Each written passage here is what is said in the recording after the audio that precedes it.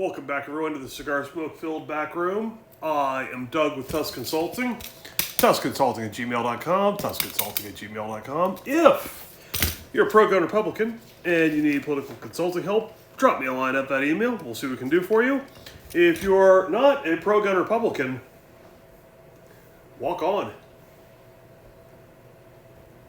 Today's video is going to be a little bit different from our usual series about things that are not discussed enough in politics, or at least not discussed honestly enough. Today, we're going to do an election analysis of the November 2024 general election for the presidency. And before we get too far into the program, the cigar of the day is a big old Monte Cristo. And the bottle of the day is Castle & Key's Restoration Rye. And why Restoration Rye? Well, we are restoring Republicans to power. Pro-gun Republican here, so there's to you. That is a big boy rye, 115.6 proof, so you're going to notice that one. Anyhow, analysis of the election. Let's start with some accountability. Before the election, I made a prediction using 270 to win's electoral map, and that map looked like this. And I was wrong on one state, and that is the state of Michigan. I said it was going to go to Harris. Turns out it's going to Trump. Narrowly, but still, a miss is a miss. Now, they haven't called Arizona or Nevada yet, but I think those are, it looks like they're going Trump's way. And of course, I call them going Trump's way, so I don't think we have a problem there. But anyhow, just a little bit of accountability. Back to Michigan, though, it is very, very close. They did call it for Trump, but it's close enough that the Republican Senate candidate did not win that seat. So very, very narrowly lost. It looks like, this is the way things look now, while Trump very, very narrowly carried Michigan. So that will put Trump over 300 electoral votes, and that's a nice margin. We talked about, back when we did the Electoral College map a couple of months ago, we talked about how you want a nice, big, bulky electoral vote count margin. I specifically said back then, more than 300 votes is nice. Now, I had predicted 297, but you add Michigan, and it's 312, I think. Anyhow, so it's looking very good. And Donald Trump will be president again. So let's go into the questions everybody likes to ask. Why? Why did Trump win? There's a host of reasons. Not insignificant is the fact that Donald Trump has very good overall political instincts. And you can see this very clearly during this campaign cycle, especially late in the campaign cycle. The whole thing with him, working at McDonald's, the thing with the garbage truck and the vest, and, timing is very, very tough. If you get the timing right, you look great. If you get the timing wrong, you look like a putz. Donald Trump managed to get the timing right on a bunch of this stuff, and used it to diffuse or even to riposte against attacks that were leveled against him, or to demonstrate the absurdity of some of the things that Kamala Harris is doing, like the whole thing with McDonald's, right? She said she worked at McDonald's. Nobody has any evidence that she ever worked at McDonald's, but she says she did, right? So he goes and works at McDonald's for 15 minutes and says, I've worked there 15 minutes longer than her. That kind of thing. These political instincts are very much spot on. And look, the Trump team ran a very good race. They did not waste time, effort, energy, money, resources very often in states that were not competitive. My home state of Ohio, Donald Trump didn't come here. He didn't campaign here. Why should he? It was in no danger of going to Harris. He didn't spend resources here.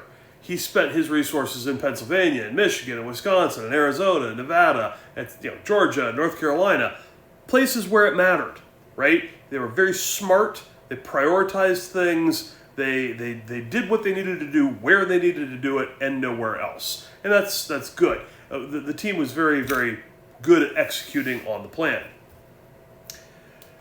But for as much as Donald Trump did well, and he did do well, extremely well, it should also be noted that Democrats in general, and Kamala Harris specifically, did very bad.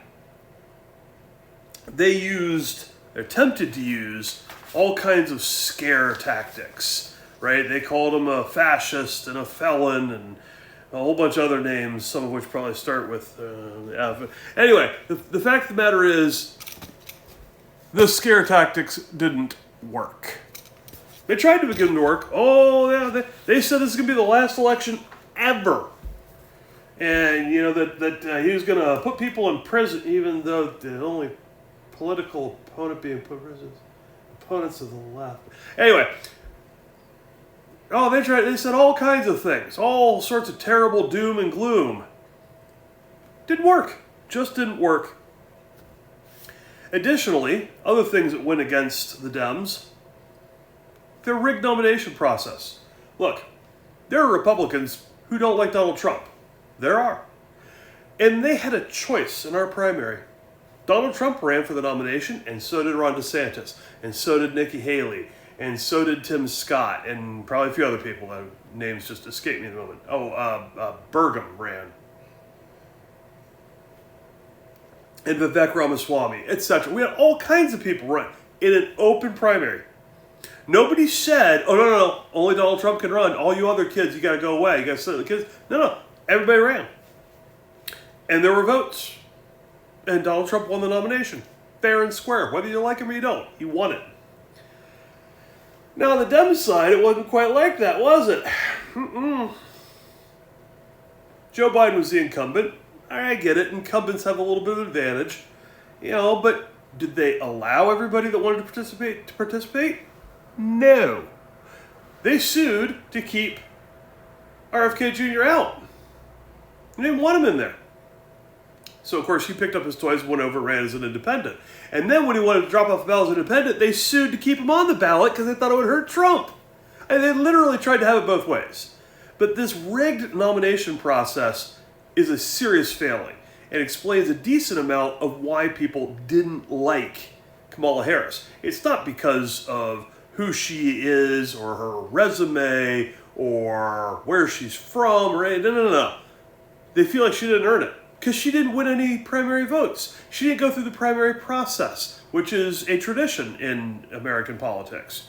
And in fact, when she attempted to do that in the last cycle, in the 2020 cycle, she failed gloriously. She basically hemorrhaged support from day one. By the time she dropped out, nobody was supporting her. And what we saw in this very compressed time frame between when she took over for Joe Biden after his disastrous debate performance and Election Day was that nobody likes her. She's not a likable person. And there are some intangibles that come with politics that are just tough to teach somebody. Likability is likability. Somebody has charisma or they don't. Al Gore had no charisma. Barack Obama had tons of charisma. Do they have essentially the same, positions and stuff? Yeah. They're both Democrats. They have similar positions. They're fine, Both were senators. Okay, good, But they had very different charisma levels. And it resulted in, at least partially, that was part of the reason, different electoral outcomes for Al Gore and for Barack Obama. Likability matters. Now, look, Trump has his own likability issues. Some people really like him. Some people really don't. It's different from just being unlikable. And Kamala Harris is, guess what, folks, unlikable. Other things that can't be hidden. Economic realities. Look, a lot of things that get discussed in politics are fluffy things. They're faraway things. They're arcane, right? Like, we need to engage in this kind of trade practice or, whatever, because if the wheat prices get too far this way, then our exports versus imports and the way that things get financed, and people get lost in a hurry. But you can't hide the price of meat or groceries in general or gasoline prices or insurance prices. Everything's getting more expensive, and there ain't no spin you can put on it. Additionally, the immigration crisis is real. And people believe that it's real. And that spills over to a whole bunch of other issues, including things like crime, things like economic issues, etc. And that becomes a huge, huge problem for the party in power, which is Kamala Harris's pal, Joe Biden. So guess what? That hurt her. It hurt her and the Democrats in general quite badly. And then there's the whole world instability issue. Look, we had the Afghanistan withdrawal. We had, Ukraine getting invaded, the Middle East blowing up. Now, I'm sure some of you who are fans of Kamala Harris, why you're watching this video, I don't know, but if you are, that's not her fault. She wasn't president. Yeah, okay. But she was the one saying that she's the last person in the room for every major decision made. And when asked if she'd do anything different, she couldn't think of a single thing. And you know what that says? The results of the Biden administration would be the same with her. If you're a loyal Democrat hoping to get some improvement, she didn't give you any reason to go around telling your friends it's going to be better with Kamala. Trust me. She didn't. Then, of course, you had, 2 legit assassination attempts, one of which actually did, graze him. Those are the kind of dislocations in the political landscape that move the needle bigly. There's no ad buy you can do. There's no media campaign you can do. There's no streaming ad you can run that will impact the way people see the race as much as a former president, a nominee of a major party, bleeding underneath a pile of Secret Service agents. I mean, that hits people hard, and it changes the way they process things. And we did a whole video about assassination attempts, so I don't belabor that point any. And then, of course, there's the lawfare that the Democrats engaged in. Look, this lawfare strategy, it's a banana republic tactic. And America doesn't like to think of itself as a banana republic. We don't want our government to use its weight in order to imprison people that it ideologically disagrees with just cuz. But that's exactly what was happening with 4 separate indictments and the trial where they made them sit there in a courtroom in New York for 6 weeks. It was ludicrous, and any sane observer knew it was wrong. And there was banana republic tactics, and that hurt the Democrats. They thought it was going to help them because the scare tactics, the scare tactics didn't work. Okay, they thought it would help them. Turns out it hurt them. It actually made him. It humanized him. It made him into a bit of a victim, and it made him look like the guy who was standing up against what was wrong, standing up for what's right, and fighting the system. And there's some appeal to that, especially in a country like America, which was literally founded by people that hate their own government.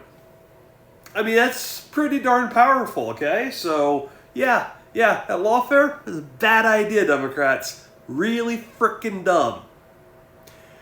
But you sow and then you reap. Now, it's not all that stuff. There's also some demographics. And I'll go into these real quickly. If you turn on the leftist media, what you will hear, and I heard it tons this morning, is Donald Trump won because of the bro vote, or the bro strategy, or bro. Bro is apparently the catchword of the day. This is wrong, and demonstrably so. And look, I get it. They're looking for an easy scapegoat. They want to. Donald Trump has now beaten a woman for president twice. Only 2 times a major party has nominated a woman for president, and both times Donald Trump beat them. And they're looking for something simple to explain it. And so it's a bro vote. Obviously, it's the bro vote. Here's where that falls down. According to exit polling, which exit polling is a type of polling, so take it with a grain of salt, but according to the exit polling, Harris underperformed with women in 2024 as compared to Joe Biden in 2020. I said this in my prediction video, and I'm borne out to be correct. If she had done as well with the female vote as Joe Biden did, could have had a very different outcome. Very different outcome. But she didn't. And that's got nothing to do with a bro vote, yo. That's the gals. That ain't the bro vote, that's the gals. And she, pretty sure, is a gal. And yet, she couldn't appeal to them. Why? Now, of course, in the fevered minds of the Democrats, when you say female vote or woman vote or suburban women or suburban mom or whatever, all the code words they use, what they really mean when they say that is it's all about abortion. Here's the trouble with that. Those same women, maybe they go grocery shopping and they see everything's more expensive, okay? They get the insurance bill and they got to cover it. And they're like, oh crap, this is a heck of a lot more than last time. All those economic issues, they hit them too. In a lot of ways, hit them harder than bros, okay? So this Democrat desire to see everybody in this intersectional politics where everybody gets pigeonholed into their little cubby of grievances and assuming that the entirety of women's vote is defined exclusively by abortion is stupid. But I'm thrilled they're making the mistake because it means they don't see the electorate for who they really are. They don't understand the complexities of the people in the electorate. They're looking for simple answers, and they're getting simple answers, and they're wrong. And of course, before anybody calls Donald Trump a racist, again, fact is Donald Trump improved massively with both the African American vote and the Hispanic vote. And that's a really big deal. A really big deal. And again, the Democrats aren't going to be able to understand this. How can he improve with Hispanics when he's talking about building a wall and deporting illegal aliens? That makes no sense to them. It makes no sense to them because when they say a Hispanic voter, what they think of is somebody that wants everyone to be able to walk across the border freely. But that is not the only issue that Hispanic Americans care about. And in fact, a lot of them explicitly don't want that to occur because they immigrated, the ones that weren't born here anyway, the ones that did immigrate here legally, did it legally. And so they don't want people to do what they did illegally because, well, that's wrong. So yes, Donald Trump did improve substantially with both the African American vote and the Hispanic vote, and I'm sure the Democrats will have a tough time processing that too, and that's fine by me. But lest you think, well, Doug, maybe this is a regional thing, right? Like maybe, Trump won Arizona, but Arizona's a border state, and I can see how the pressures there might be like, well, okay, fine. It wasn't just a border state phenomenon. It wasn't just a Southwest phenomenon. This was a broad-based movement. And I'll prove it to you with 3 blue states. And I mean Smurfberry blue. I'm going to compare what Harris got for a margin in 2024 as to what Joe Biden got for a margin in 2020. Okay? Let's take the state of New York. New York State, Harris won it by 11.6% in 2024, just now. Joe Biden, 4 years ago, won it by 23.1%, basically double. Kamala Harris had half the margin in New York State that Joe Biden did. There's data point 1. Data point 2, California. Kamala Harris won California, her home state, I'd point out, by 17.4%. All right, that's pretty good, right? 17. That's a healthy margin. 4 years ago, Joe Biden won California by 29.2%, almost double what Kamala Harris won it by. Lastly, Illinois. Kamala Harris won Illinois by 8.4%. 4 years ago, Joe Biden won it by 17%, literally double her margin. Now look, New York, Illinois, and California, 3 very different states in very different parts of the country. The only thing they have in common is they're Democrat strongholds. They're Smurfberry blue. There's not some cabal of Republicans running those states, tweaking the numbers against Kamala Harris and in favor of Donald Trump. It's not happening. If it's happening like this in the blue states, you should expect it happen in very geographically distinct and separate blue states. you should understand that it is a broad movement that is happening everywhere, including in red states and in swing states. And that is what the left has not understood here. So in summary, this was a broad-based move towards Trump and away from Kamala and the Democrats. This is a national, not a regional movement. That rightward shift included the result of getting us a popular vote win, which is technically not required to win. The Electoral College is what matters. But winning both sure is nice, ain't it? So by modern standards, this was a very convincing win for Donald Trump.